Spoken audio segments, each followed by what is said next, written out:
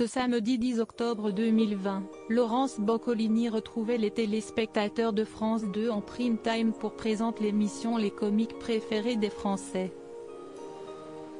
La nouvelle recrue de la 2 proposait de revenir sur 50 ans d'humour.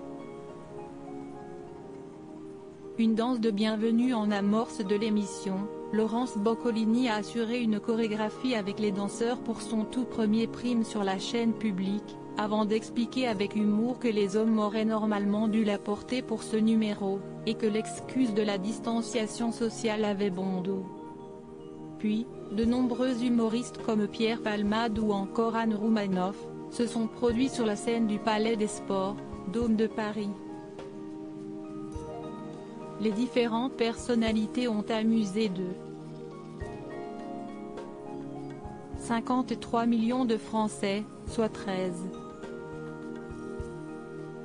13,7% du public âgé de 4 ans et plus et 8,3% auprès des femmes responsables des achats de moins de 50 ans. À noter que la chaîne publique s'est assurée 4 pics à plus de 3 millions lors des coupures publicitaires sur TF1 et à la fin de Commissaire Magellan. L'animatrice fait mieux que la première de Spectaculaire, proposée le samedi 3 octobre, et que surprise, une semaine plus tôt. L'émission menée par Laurence Boccolini, à la tête de Mots de passe tous les matins sur France 2, arrive à la 3e place du podium des audiences. La leader est France 3 avec le retour en inédit de Commissaire Magellan.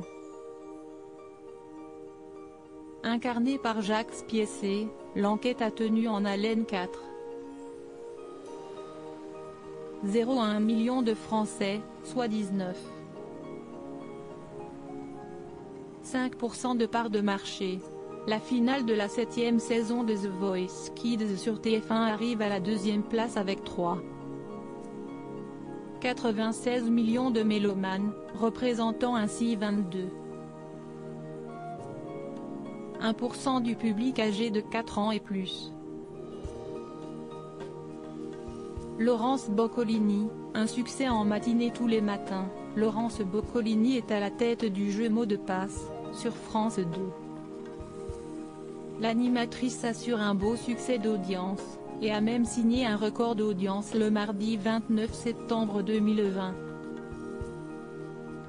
L'édition avait rassemblé 506 000 Français et 14,9% d'entre eux devant le petit écran, en hausse de 2,1 points en comparaison de la veille. Ce vendredi 9 octobre, 12,6% du public ont apprécié le jeu entre 10h45 et 11h20. L'ouverture du show.